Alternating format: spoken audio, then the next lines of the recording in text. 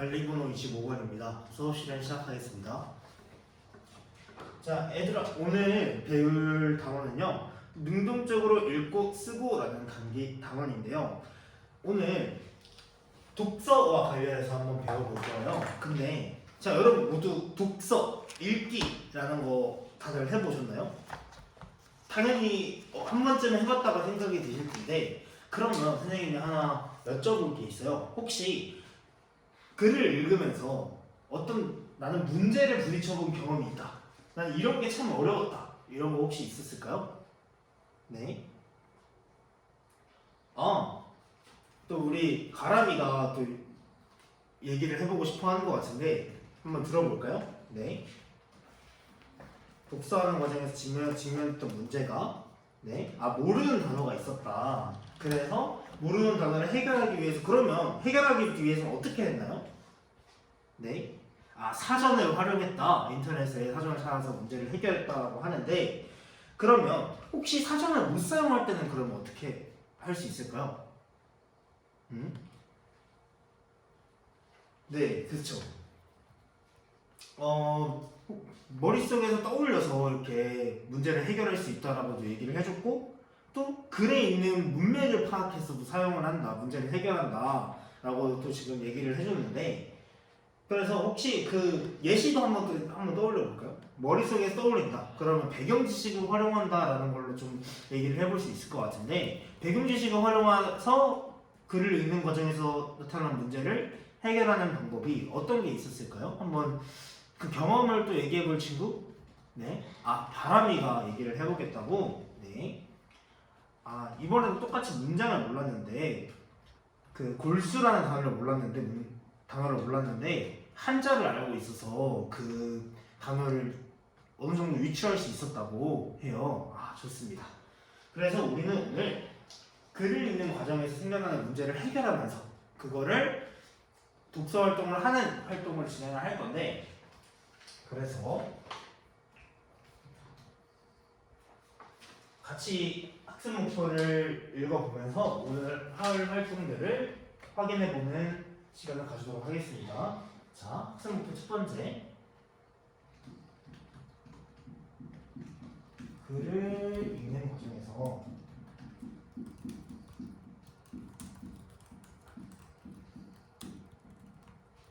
생겨나는 문제를 해결하며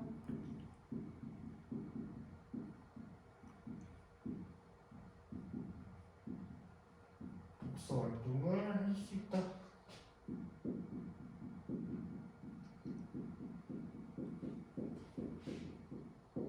또 여기서 멈추지 않고 자신의 독서 과정을 스스로 점검하는 것까지 오늘 배워볼 거예요. 또 그리고 그런 활동을 해볼 거예요.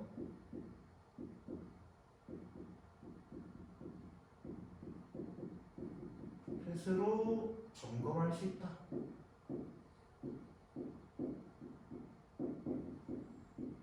그러면 오늘 글을 읽는 과정에 사실 우리는 문제가 있다는 것도 솔직히 잘 인식하지 못했을 거고, 그걸 해결해야 한다는 생각도 못 가졌을 경우가 많을 거예요. 그래서 우리들은 독서를 이제부터는 이런 의미에 기초해서 문제 해결 과정이라고도 생각해 볼 수가 있어요. 네, 좋아요. 그러면 선생님이 준비한 자료가 있는데 저희 교과서 한번 볼까요? 교과서 270페이지를 보면은 자료 1과 2라고 적혀있는 부분이 있어요. 자료 1과 2. 그래서 자료 1 부분에 보면 옛그림 원근법, 오주석 씨가 적어놓은 옛그림 원근법 있죠? 그 밑에 자료 2에 보면 각 문단마다 문제들을 선생님이 좀 적어놨어요. 근데 이 문제들이 바로 여러분들이 떠올릴 수 있을 만한 문제들을 선생님이 조금 적어놨어요. 근데 이 외에도 어떤 문제가 떠오른다면 그거에 대해서 적어도 괜찮아요. 왜냐면 우리가 이 글을 읽는 과정에서 겪는 문제이기 때문에 그래요. 네. 그래서 이 문제들을 한번 같이 글을 읽으면서 해결해보는 과정을 친구들과 같이 조금 해볼 건데, 선생님이 이 문제들을 같이 조금 조금 문제별로 또 문제가 갖고 있는 유형별로 조금 다시 제시를 조금 재구조화를 해보려고 해요. 그래서 같이 1문단에 이거를 1문단 읽고 2문단 읽고 3문단 읽고 각각 문제들을 읽어본 다음에 그 문제들이 어떤 유형별로 있는지도 같이 한번 생각을 해볼게요. 그리고 여기 보면은 밑에 활동지를 보면 문제뿐만 아니라 옆에 칸에 어떤 방식으로 해결을 할 건지까지도 조금 적혀 있어요. 그쵸? 그 해결 방법까지도 생각을 해보고 답까지도 찾아보는 시간을 같이 친구들과 가져볼게요. 그러면 첫 번째로 글을 읽고 나서 이 문제를 먼저 유형별로 분류해보는 시간을 가져보겠습니다. 자, 시작해볼게요. 자, 그리고 이 문제를 할 때 친구들과 꼭꼭 얘기를 해보면서 어떤 유형인지도 얘기를 해보고 또 어떤 식으로 문제를 해결할 수 있는지까지도 같이 얘기를 해보는 거예요. 그래서 여기 모둠별로 구조 다 이렇게 모아놨는데 모둠별로 친구들과 얘기를 해보고 활동까지도 해봅시다. 25분 드릴 테니까 천천히 해봐요. 네, 시작합시다.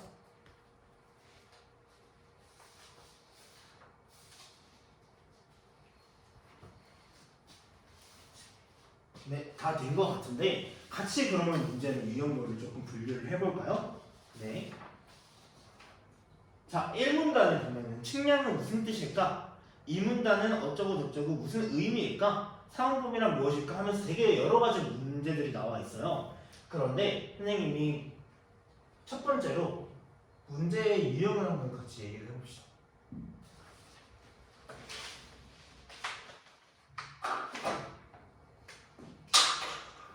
첫 번째로 측량은 무슨 뜻일까를 보면 어떤 것과 관련된 문제죠? 네. 단어의 뜻과 관련된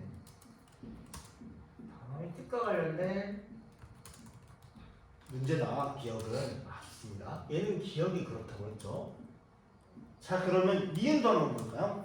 사양의 1점 투시는 카메라 앵글처럼 표현력이 부족한 관찰 방식이다. 말은 무슨 의미일까? 이거 같은 경우는 어떻죠?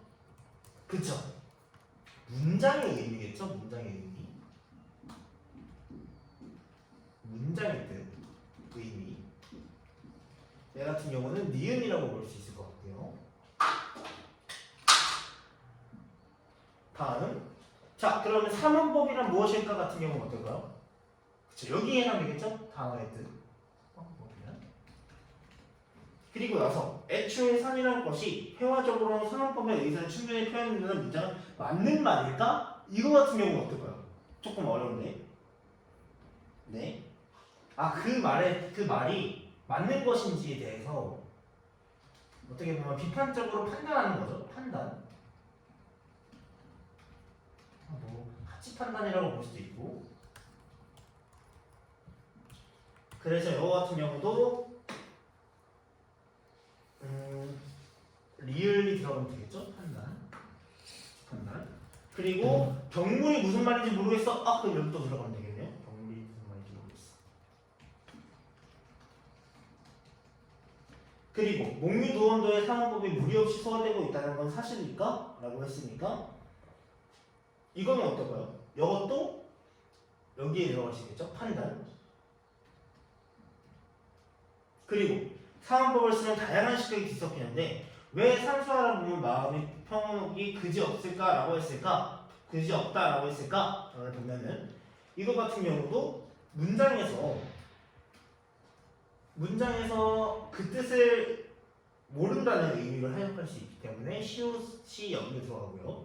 그리고 마지막으로 이 문장에서 작가는 무슨 말을 하고 싶은 걸까? 라고 하는 경우가 이건 결국 주제와 관련된 문제가 되겠죠? 주제, 중심 생각, 의미 이런 거겠죠? 이렇게 보면은 우리가 여러 가지 문제들을 겪을 수 있는데 그 문제의 종류가 이런 것들이 있을 수 있다라고 하는 거예요. 특히 선생님이 한 가지만 더 얘기를 하자면 이거 같은 경우는 어때요? 우리가 좀 이따가 같이 활동을 해볼 건데 단어의 뜻과 문장의 뜻은 어떻게 해결할 수 있었죠? 그쵸? 글에 나타난 정보이기 때문에 얘는 글에 나타난 정보였기 때문에 얘는 사실적으로 해결할 수 있었죠. 사실적 읽기. 그래서 얘를 사실적 읽기라고 불러요. 왜냐면 글에 나타난 정보를 그대로 표현적으로 해결하도록 하기 때문에 얘는 사실적 얘기라고 할 수 있고 거고, 얘 같은 경우는 판단 같은 경우는 그게 맞는지 아닌지는 우리가 정확히 잘 모르는 거잖아요. 그렇죠? 그러니까 작가의 말을 정확히 판단해 본다라는 경우에서 얘는 비판적 읽기라고도 불러요.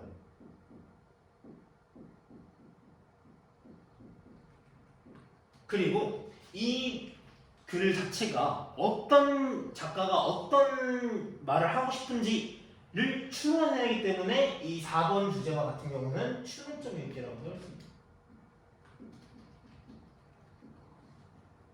그래서 우리가 이런 여러 가지 문제를 해결하는 과정에서 다양한 취미의 읽기를 해볼 수 있다라는 뜻이 돼요. 이렇게 문제를 해결하면서 읽으면. 그래서 같이 각각의 문제들을 어떻게 해결해 볼지 친구들과 얘기했던 거 있죠? 그것들 선생님과 같이 해봅시다. 자, 첫 번째 단어의 때부터 그럼 한번 해볼까요?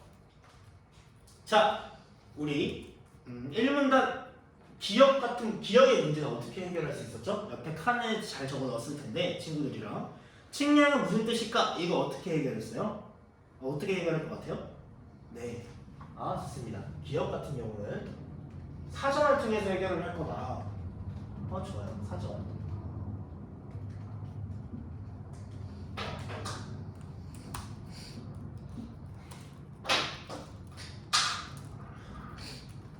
사전을 통해서 해결할 거다. 아니다. 그러면 난 사전 말고 다른 해결 방법이 있다. 그럼 혹시 생각을 해볼까요? 1문단은 사전을 통해서 해결한대. 그러면 다른 방법을 통해서 해결할 수 있다? 3문단 얘기해 줄까요? 3문단. 네.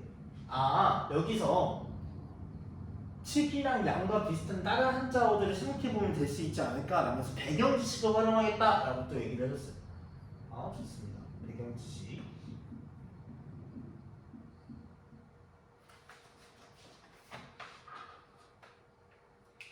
이 정도만 들어보고, 그러면 두 번째로 우리 디귿도 한번 볼게요. 디귿. 3원법이란 무엇일까? 이거 같은 경우는 어떻게 해결할 수 있을까요? 3원법이란? 이번에는 우리 4문단이 되게 중요한 말을 했어요. 뒤에 말이 있다. 즉 고원, 심원, 평원의 다양한 시각, 그러니까 다양한 시각들이 합쳐진 거다라고 지금 4문단이 슬쩍 얘기를 해주는데, 그러면 이 말은 뭘까요? 그쵸. 배경지식도 사전도 아니라 얘는 글에 나타난 정보를 활용한 것이다 라고 지금 말을 해볼 수 있겠네요. 그래서 얘는 글에 나타난 정보다. 정보를 활용해서 해결할 수 있다 라고 정리해 볼 수 있겠네요. 자, 다음. 그럼 미음. 경물이 무슨 말인지 모르겠어. 그럼 경물은 어떻게 해결할 수 있을까요? 경물은 우리 햇빛이 말 잘해줬어요. 자, 여기 경물 보면은 되게 그냥 사전을 활용할 수도 있겠지만 지금 여기 보면 산수화를 얘기할 때 되게 지금 어려운 얘기를 해줬는데 풍경이랑 연결을 지어볼 수 있을 것 같다. 이 말은 결국 자신의 배경 지식과 자신의 경치할 때의 이 경우와 그 물체할 때의 물을 지금 또 얘기를 했었었는데, 그러니까 배경 지식과 함께 여기 있는 풍경이랑도 같이 연결지어서 얘기해 볼 수 있을 거라고 했으니까 글에 나타난 정보와 배경 지식을 둘 다 활용한 거라고 또 해볼 수 있겠네요. 좋아요. 그러니까 글에 나타난 정보, 배경 지식, 상생과 같은 방법으로 단어의 뜻과 같은 문제를 해결해 볼 수 있다라고 할 수 있어요. 자, 다음 가볼게요. 자, 문장의 뜻 한번 해볼게요. 서양의 1점 표시는 카메라 연결처럼 포용이 부족한 관찰 방식이다 라는 말은 무슨 의미일까요? 어떤 방식으로 해결해 볼 수 있을까요? 네. 이문단이 한번 얘기해 볼까요? 이문단.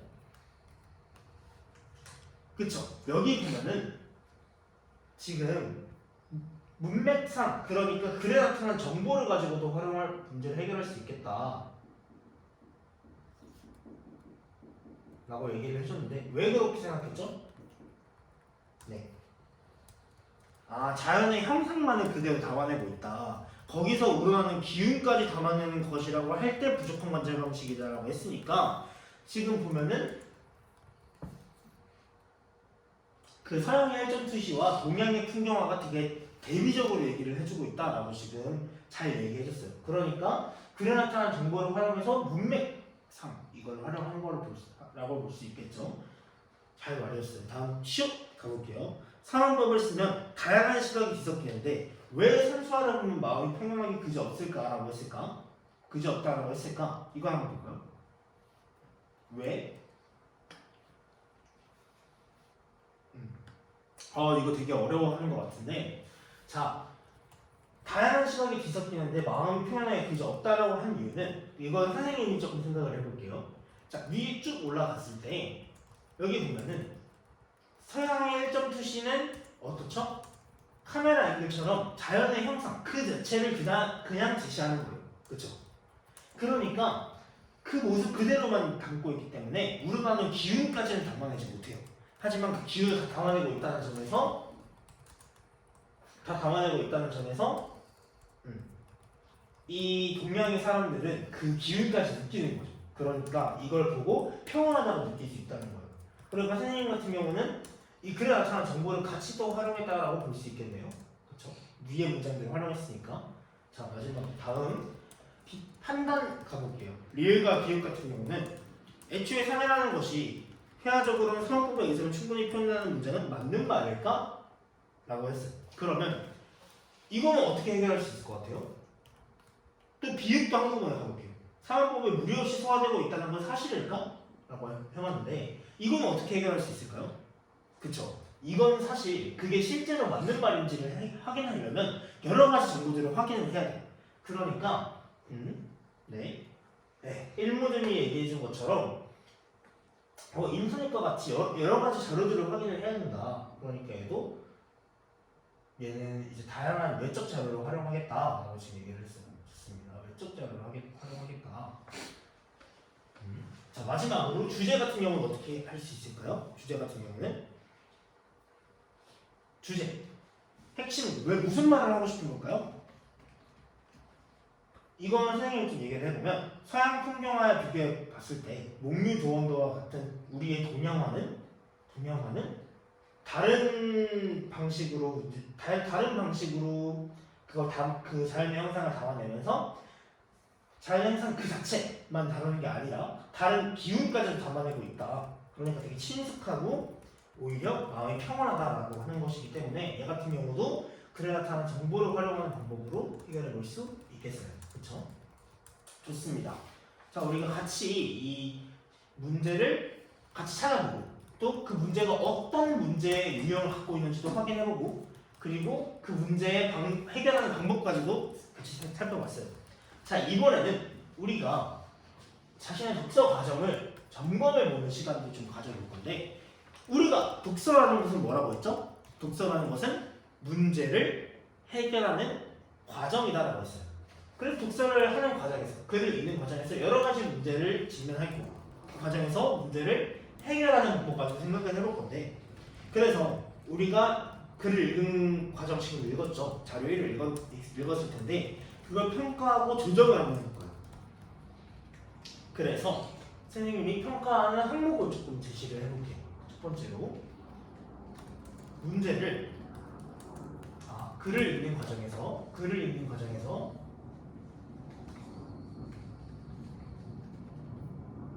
문제를 잘 인식하고 있는가?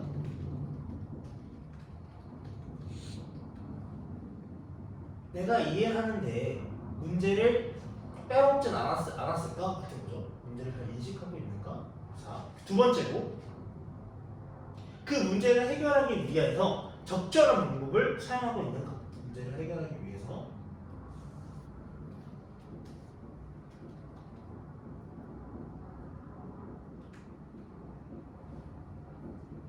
적절한 방법을 사용하고 있는가?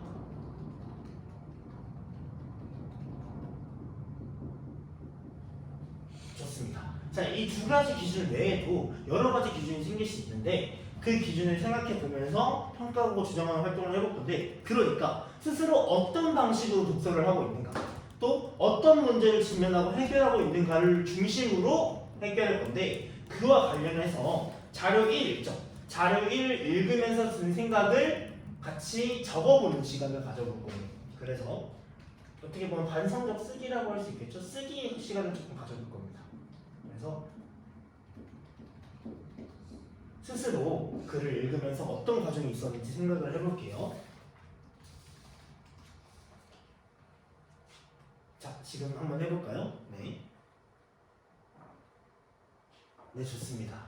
자, 그러면 글을 읽는 과정에서 결국 문제를 잘 인식하고 그에 대해서 적절한 해결 방법을 사용한다는 것까지 알아봤어요. 그러면 왜 우리가 이렇게 문제를 해결하면서 글을 읽어야 할까요? 왜? 네. 지금 되게 여러 가지 얘기를 해줬는데 이렇게 단어과 문장의 뜻을 문제를 인식했고 그걸 해결하게 되면 결국은 우리가 글에 대해서 잘 이해하게 되겠죠. 네. 이해가 좋아지고요. 이해가 글에 대한 이해력이 좋아지고요. 좋습니다. 그리고 또 우리가 글을 읽을 때 이거 같은 경우 자료 1을 읽을 때는 어떤 목적으로 글을 읽었었죠? 네. 글을 이해하는 것뿐만 아니라 이런 문제를 해결하기 위해서도 읽었고 또 다르게 생각한다면 뭐 이런 정보를 내가 얻으려고 읽으려고 한 거겠죠. 근데 혹은 뭐 재미있으려고 읽을 수도 있을 텐데 이런 여러 가지 읽기 목적과 관련해서 이 목적을 잘 달성할 수도 있다. 읽기 목적을